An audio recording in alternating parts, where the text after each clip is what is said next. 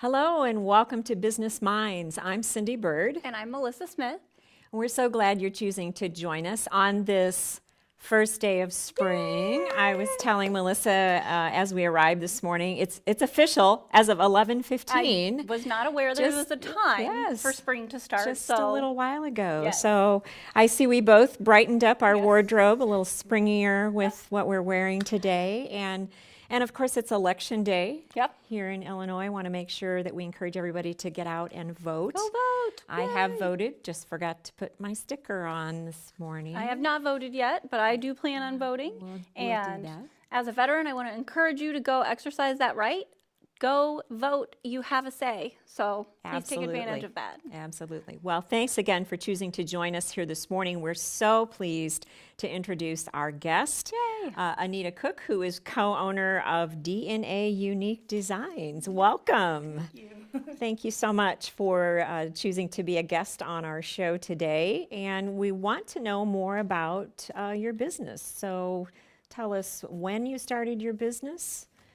Well, we started our business back in February is when I started creating. Okay. And Very cool. what we want to do is create gifts of love for people where they can have unique charm bracelets, keychains, necklaces, Okay. just about anything. And just wanted to make them unique for each person. So they're personalized? Personalized. Okay. Yeah. So tell us a little bit about behind why you started the business. What really prompted you to really want to make these gifts of love? Well, to be total truthful, I am in between jobs, and so I wanted to start my own business and get out there and just, I've always had an entrepreneur heart, and I just Very cool. I Okay. wanted to do something. Yeah. I didn't want to work for somebody else anymore, and Okay. I wanted something with my creativity, Sure. and I love people, so I just thought, Put the two together. Blending those two, Yeah, absolutely. that's awesome. Well, they're awesome pieces. We are all actually sporting Yes, some we of are them. And wearing some of her creations. Yes, so they're beautiful. they I are. love them. Lots of intricacy there. Well, we are talking to you today about something very specific, right? Your pricing strategy was something that you mentioned to us that as a new business that it has presented maybe a bit of a challenge for you. And I know it was probably one of my biggest challenges too Sure, when I started absolutely. my business. And I bet a lot of our viewers listening this morning would say that that's something that they struggle with too. Melissa has dubbed it the pricing pickle. Yes. So we're here to help you, Anita, work through that pricing pickle. And you know, we've got 3 coaching points that we want to share with you today. We've done quite a bit of research on the jewelry making industry, and really, when we listen to you talk about your business just in the last few minutes and why you started it, you're a craft artist. You know, you're not just someone who's selling jewelry. Right. You're a craft artist. Yeah. So that's really where we want to start with our first coaching point, is to talk about what is that and how does that play into pricing strategy. Yes. So we did some research on the industry, and the Bureau of Labor Statistics actually provided some insight into this industry, and it's a huge industry, especially here in the Midwest. I was surprised to find that the research showed that there is a thriving community of craft artistry. And you can check out the Bureau of Labor Statistics for more descriptions on this type of work. But what it is anybody who makes something with their hands, and what you create is actually wearable art. So it's amazingly unique and beautiful, and it's so well made. And they actually, because this is a very big industry, they have statistics that come out with the hourly wages of craft artistry. And so it goes just like any of the statistics they provide, from the 10 percentile of earners to the 90th percentile of earners. And what they broke down was the hourly wage for a craft artist ranges in the 10th percentile from $9.39 to the 25th percentile of $11.72, and these are hourly wages for a craft artist. 50th percentile earns around $16.08 an hour. 75th percentile is $22.96, and then the 90th percentile is all the way up in the $31 range. So there's a big range of earning potential for craft artistry, which is great because you really are in control of your own earning potential, right? That's got to be a good feeling. Another reason why you don't want to work for someone else is you're really in control of that personal earning potential. So we really sat and thought, so how does someone in your industry really take control of that earning potential? And we kind of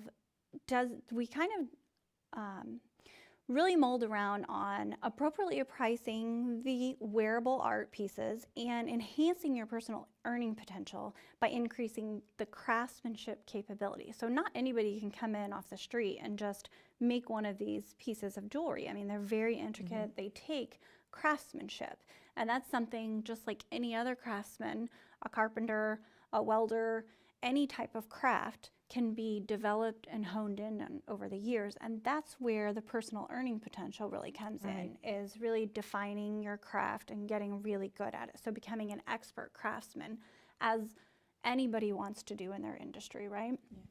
So we came up with some questions on how to evaluate your personal skill level. And that helps determine the price, because skill level is based on a few different factors, and that's what goes into something that takes a lot of time. So when I was researching the industry, a lot of craft artists said people think that it's the material that really costs money, but really what it is the time. Is that right? Yes, some of my pieces take me 4.5 hours to Okay. make, such as this one in the front here. Okay. That's a 4.5 hour Sure. Okay. item. But I don't charge 4.5 hours. Right. I figured in time I'm going to get that even Better. So better you'll at get it, faster at it. So I Sure. don't charge, 4.5 hours. Okay. More like Okay. 3.5, or something like that. But there's other pieces such as this that takes 2.5, and Right. I've done several of these, and that's actually about what it really The does average. take me. Okay. Average. Okay. So, it's kind of, but I only charge for like 2. Sure. Yeah. Well, that fits with the questions that we prepared for you that we would encourage you to ask, and we're just going to ask them right now, Right. right? The first one is how long does it take you to make each piece versus how long should it take you? So that's how a craft artist would assess their level of craftsmanship at any point in the business. So, for example, if your hourly rate is set too high when compared to the level of craftsmanship, your product will be priced exponentially higher than what the going market rate is. So I think that's been your concern, right? Is that if you actually charged for the full 4.5 hours, then I'd be you're out of gonna price be you're range. way above the market rate for anything. So that's the question to ask, is how long does it take you to make each piece versus how long should it take? So perhaps doing some research, or talking to other craft artists and saying, well, how long does it take you to make a piece that's comparable to this one here, and looking at what those comparisons are out there in the industry overall. Actually, I only charge an hour for this one, even though it Okay. takes me 2.5. Sure. So, So that's enhancing and you're so very new in this business that it's very wise of you to be able to understand that you are Right. going to get quicker as you go. So it is like, it's like with any business. So I have another client, it's a housekeeping business. And she said, when I first started out, she said, I was constantly trying to figure out, how can I do things better? How can I do things quicker? And I think that's with any industry you're in. I can't picture one job where you don't start and there's a steep learning curve, right? Some learning curves are longer than others, but acknowledging that learning curve on your part is so savvy of you. It really shows that you understand that you have not only room for improvement, but room for increasing your personal earning potential as you get more skilled at your craft and better and quicker, things like that. You'll learn little tricks of the trade. So it might even be something as simple as how you have your shop set up, right? It might be smarter for you to put all of your clasps on one end, or if you do clasps at the end, should clasp be set at the end, right? It's all in how it's laid out. So even little things like that you will start to pay attention to as you go will help you get quicker in your process. Or what you need to do to prepare. So even last night, my little one he was coloring a poster, and he wanted to go straight in with the markers. And I said, it might serve you to try with a pencil, right? So a little design work at the front end might help save you some time in the course of doing the work. So as you start out, I mean, you're very new in this, you'll get better and better at those. And that's all about implementing your systems and just figuring out what works and what makes you quicker and more efficient. So Right, you are so new to what you're doing, but have such a passion for it that's you can't replace that passion. That's so much a part of you and why you're doing this, and you want to make that happen in the best way possible. So when you're working to increase that skill set, as Melissa is describing, it is about writing down that learning curve and saying, how can I shorten that so that I'm increasing my earning potential. Yep.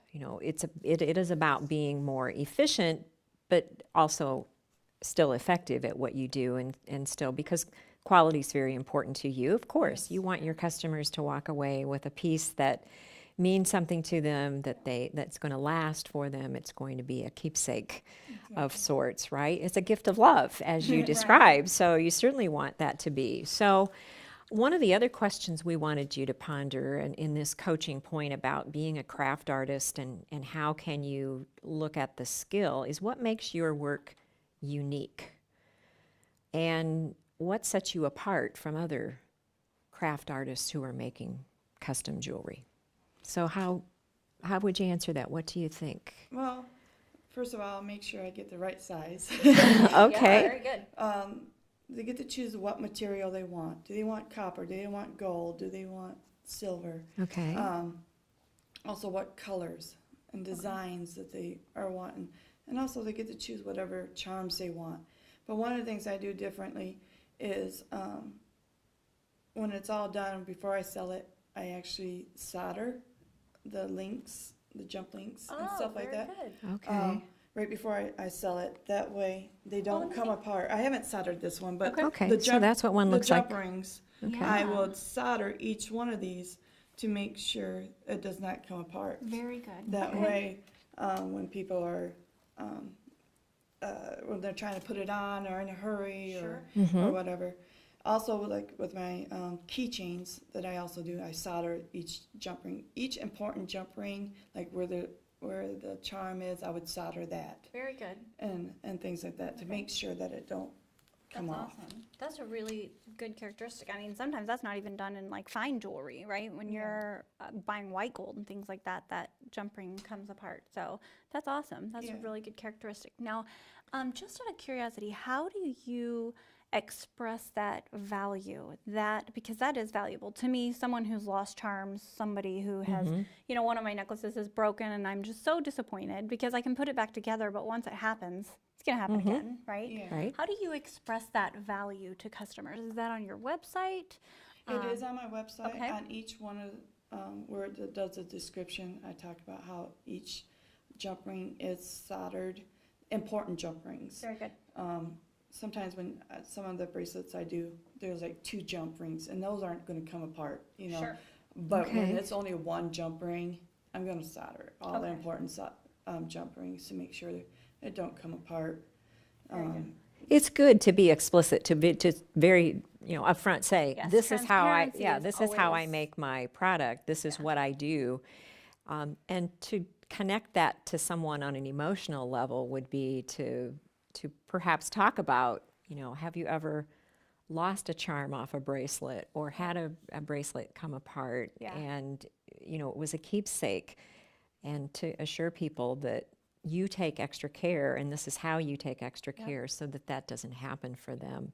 Could be another way to express that value. Especially when some of these gifts can be like for family gifts, like a mother-daughter gift or a generational gift, or the one you said it's for a bride, right? Yes. That's going to be something that she wants to keep all of the charms forever. I mean, she's not going to want to lose charms off that. So that is a really key.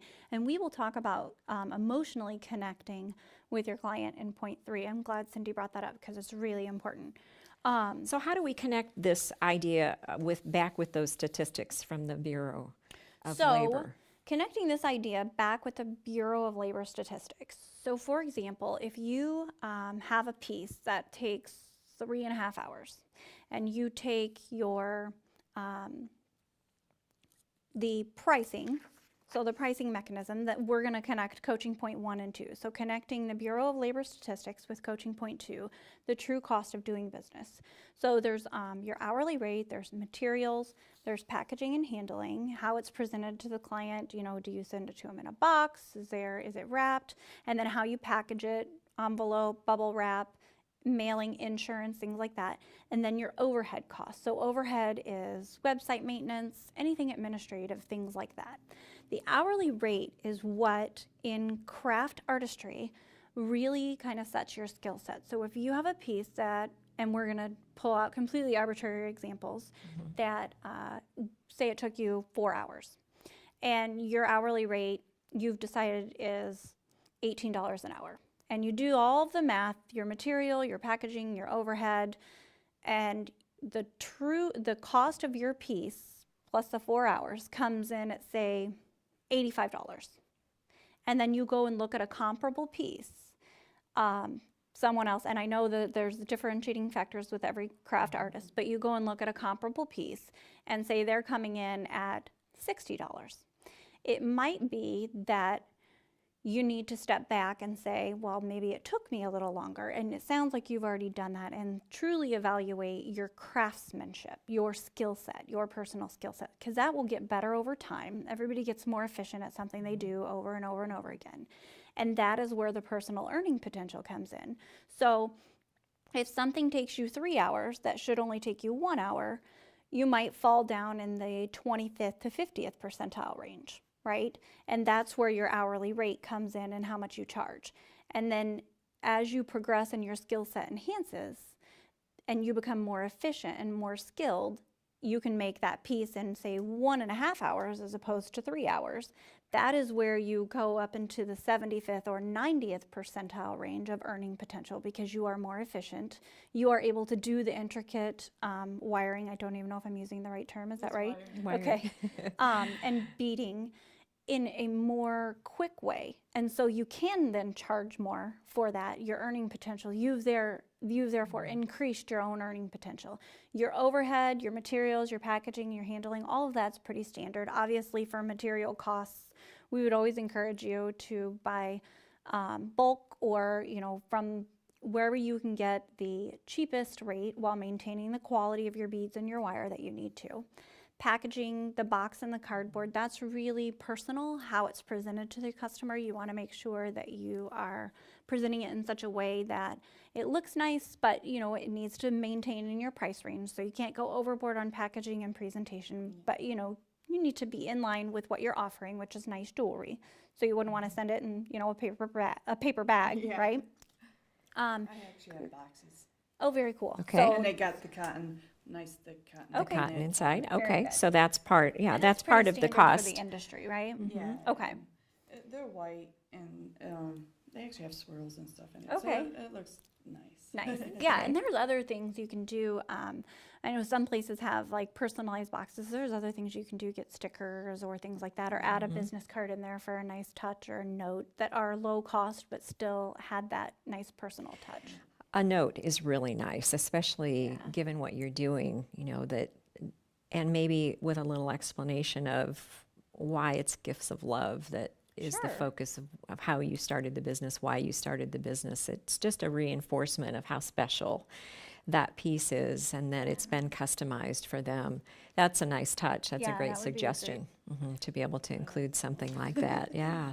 So that's a little extra that will but, you know, and that's just something that's fairly inexpensive to do, but value is in the eyes of the receiver, right? It's one of those elusive terms in the whole business world overall, is how do you assess value that someone else sees in something versus, you know, what you see in it. But taking all of these things into consideration, the hourly rate, the materials, I know you'd shared a spreadsheet with us that showed the beads, the wire, the clasps, all those things in there. And then we've added to consider the packaging, the handling, shipping, I presume you put onto Yeah, the shipping. the customer who's purchasing? That's where I or actually added the box and all that. Okay. Sure, And okay. the shipping prices, the shipping and handling is. Okay. another Okay. price. Very good. Okay, in there, okay. The one, we know you have a business partner.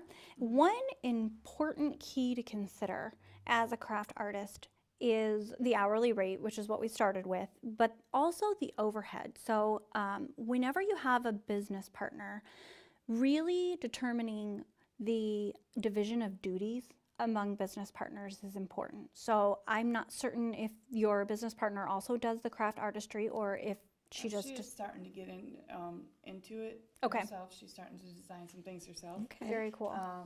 And which is actually a total different type of line than what I'm doing. Okay. She's more beads oriented, and Very she's good. working with some of the wire, but she's coming up with her own line, Okay. and Okay. which is kind of cool. Yeah, that You is know, cool. I said, you find what you find passion over. Yeah, absolutely. And what you can find yourself getting lost doing. Sure. And that's what you can do. Okay. You know, if you can't do the wiring, that's fine. Do beads, do leather, do whatever ends up you find your passion in. And so- Absolutely. Well, it is just as Melissa said, it's saying what is the time spent on administrative and overhead related business activities versus time spent on designing and actually making the product. And Right. when you have a business partner, you have that luxury of being able to share those things. Yep. But it's part of, if we're trying to build your skill level for both of you so that you're more efficient and increasing your earning potential for the business over time, then it's important to also look at how much time you maybe are spending over here on the administrative side and so forth versus the design and craftsmanship side, and saying what can we do to maybe look at that a little bit differently or divide up the duties differently. And it's always really good to acknowledge up front. It will serve you well in the years to come for your business to talk about what you're good at and also discuss what aspects you enjoy. Now, it doesn't always mean that you will be able to offload the aspects that you don't enjoy. So say you don't enjoy doing the website maintenance and maybe your business partner does. Sometimes you might have to do the website maintenance. But people tend to find things that they enjoy doing a little easier. So it is less toil, less painful for your business partner to do the administrative stuff if that's something they enjoy. And it's okay to say, I don't enjoy certain aspects of this. I acknowledge that I will have to do them, but having those conversations up front and really saying, you know, I'm spending a lot of time doing the back and forth with the customers where that might be something that your business partner's like, oh, I don't mind doing that. I can do that. That's fine. I can ask the questions. You know, you could come up with a list of questions to ask, and maybe they handle the administrative part, the design part, the communication, the packaging and handling, printing out the shipping label, things like that, while you're doing the actual bead or wiring part.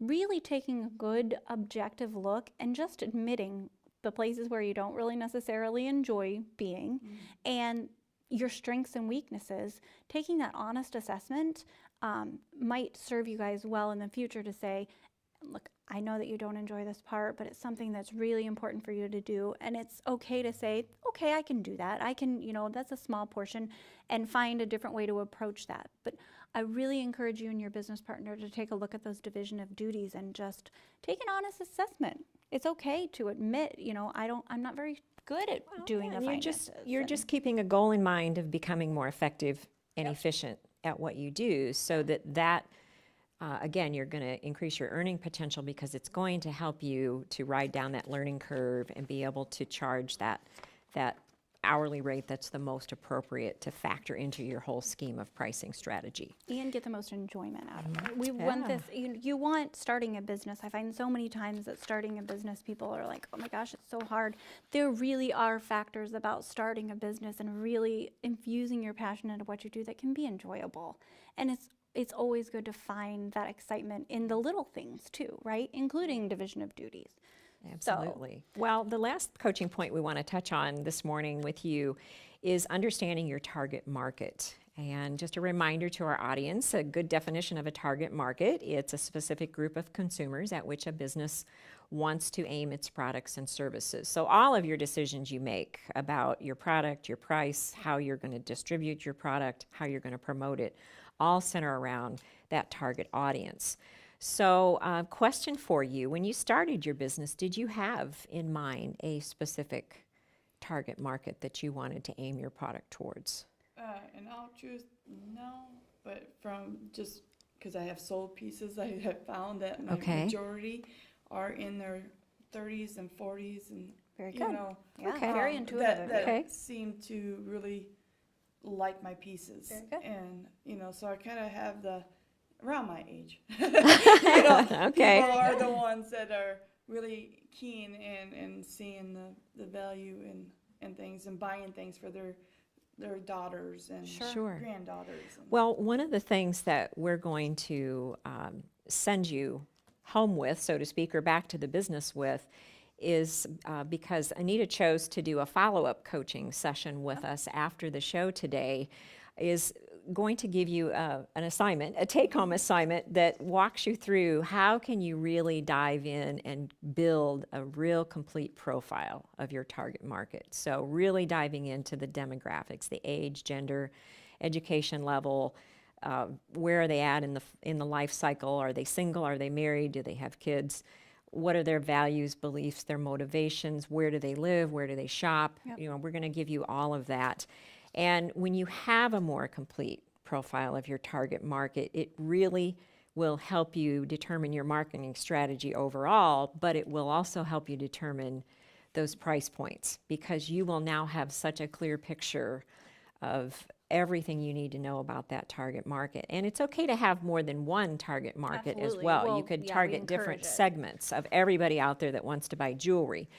And so in your packet that you're going to take with you today for our follow-up session, we also have a section in there for you to think about, is there more than one segment that you would want to target? And though we mentioned some earlier, you said, you know, this is for a bride. That beautiful bracelet that you have here is for a bride, mother-daughter sets. We talked about generational pieces, special occasions. But I want to quickly ask, though, how can people get in touch with you if they want to learn more about DNA designs, unique designs? I do have a website. It's called DNAUniqueDesigns.com. Okay. I also have a Facebook page Okay. under DNA Unique Designs. And we'll share that on our page as well. Yes, we will. And I also, actually, on Sunday, I'm going to be at the flea market, the Grand Flea Market, Okay. Expo Garden. So if anybody would like to see my pieces in person, Very they're cool. more than Okay, welcome to they come. can So that's so at Expo Gardens head at out. what time? It starts from 8:30 to 4. Okay, very good. Okay, All right. fantastic. I'm excited. Well, That's Anita, exciting. we have been so honored to have you as our guest today. We've been chatting with Anita Cook, who is co-owner of DNA Unique Designs. She brought some of her beautiful jewelry pieces here with her today to share with us. We want to, I'm loving this one. I might have to go home with me because it's does very match your springy, outfit matches so my well. outfit so well. Yeah. But we also want to remind you how you can get in touch with Melissa and I. We'd love to hear from you. What are the topics you're interested in hearing about on Business Minds? You can check us out on Facebook as well at our Business Minds page, our website, InsideBusinessMinds.com, and check us out or contact us, I should say, via email at businessminds@email.com. Enjoy this beautiful spring day out there, even though it is still a little bit chilly. Yay, it's spring, so we're happy you chose to spend some time with us today. We look forward to seeing you next week as well. Thank you. PeoriaLife.com